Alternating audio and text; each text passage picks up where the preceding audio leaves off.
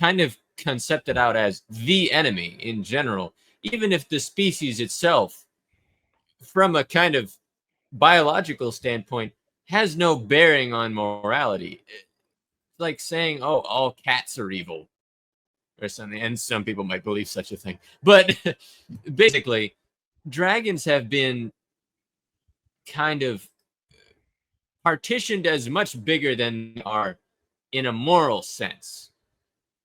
Then we have something like Godzilla. Godzilla is a force of nature.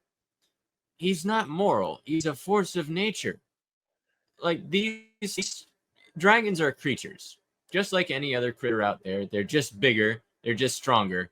They're just generally, yeah, like How to Train Your Dragon's a good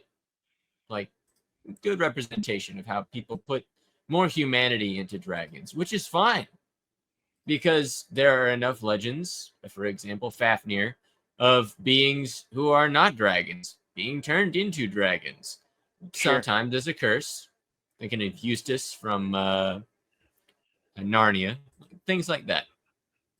I think the other thing about dragons, I would say generally, and though not always, but generally speaking, they are the apex predators, right? Yeah. Very rarely is it, oh, this creature could overpower a dragon, right? And if they can, dragons are kind of almost the bar of strength. Like it's like St. George defeated a dragon, therefore he is a great fighter.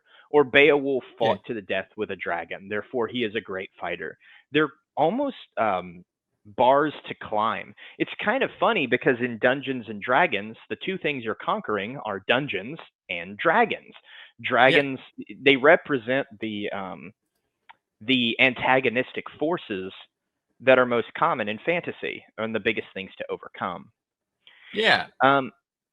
What I like about dragons as well is, so a lot of, there's kind of this mixed thought on them.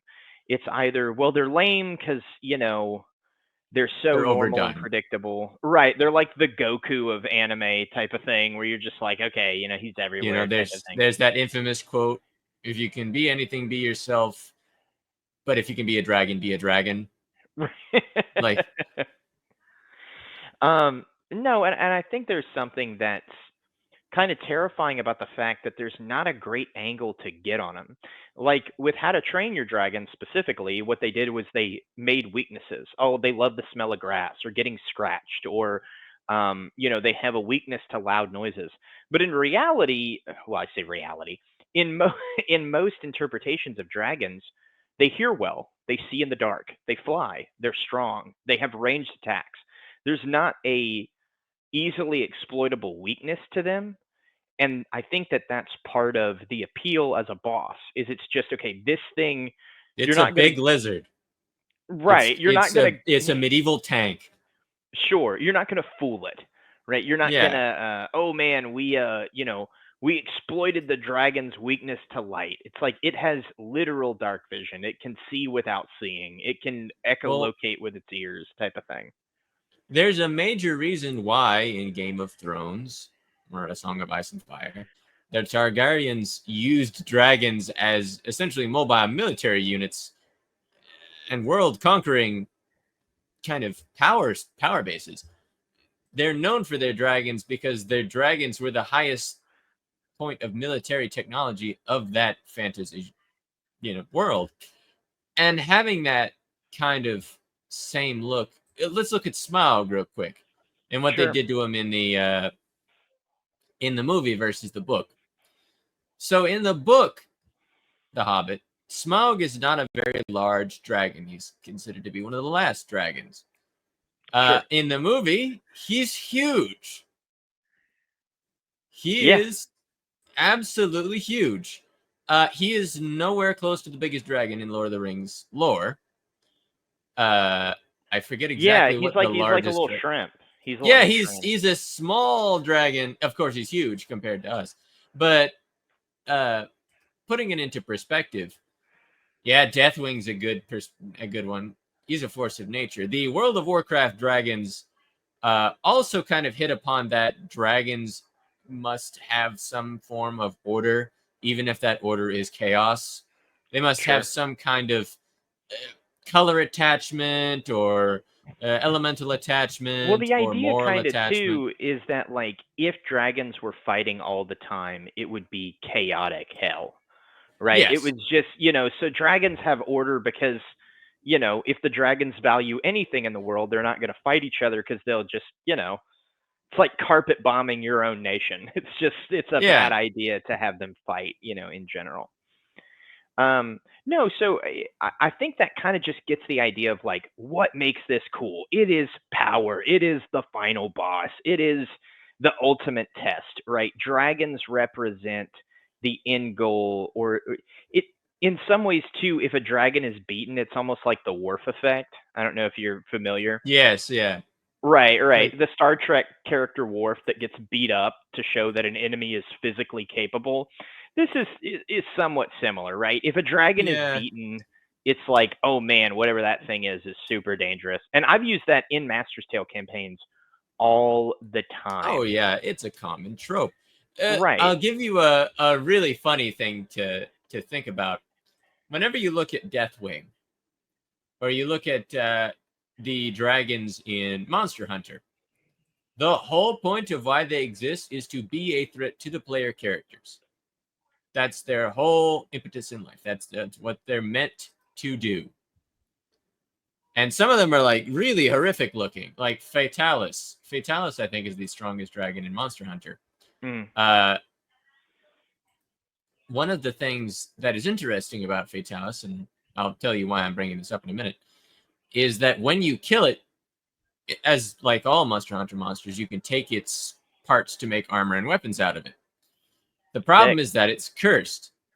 It will Uh, turn you into a Fatalis when you wear it and use it, and you'll become the next Fatalis.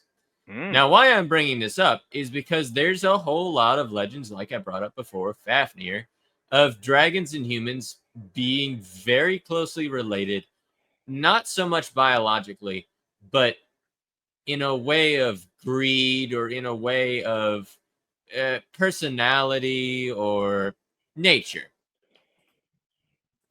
Sure, So, yeah. And they have like, dragons that can take human forms oh and yes, mate that's a with very common humans and trope. marry That's a humans and all that kind of Oh stuff. yeah, that's in Elden Ring. That's in Genshin Impact. That's in so many other things that where dragons have become this kind of synonymous, old, powerful, or even new powerful being that watches over a particular partition of the world. It's I'm in control of water, or I'm in control of earth, or I'm in control of, for example, Wrath of the Righteous. Wrath of the Righteous is a video game under the Pathfinder label. And one of the paths that you can take in that game is called Golden Dragon. And the Golden Dragon doesn't have an element really connected to it. Instead, is the dragon of forgiveness, even to the point of ridiculousness in some ways. But Mm. basically, Golden Dragon represents the ability for anyone to change and be a better person, mainly because they're so alien to everyone else that they can look down and go, well, I don't really have to deal with you. I can just let you go and you might change, type thing. Because again, dragons are Right. typically very long lived species.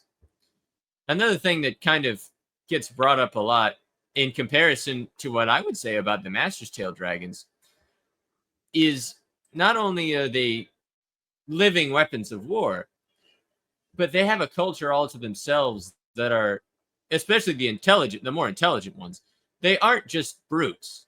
They aren't just Right. military implements. They are intelligent, certainly at times.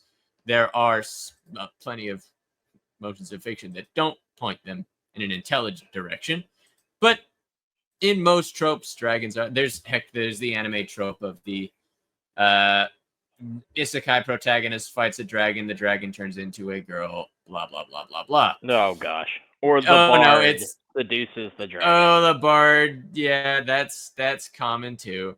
It's, the dragon has kind of become the symbol of, like you said earlier, power, but in an odd way, power unearned. It's like, well, I'm just a dragon. I'm just strong now because I'm a dragon.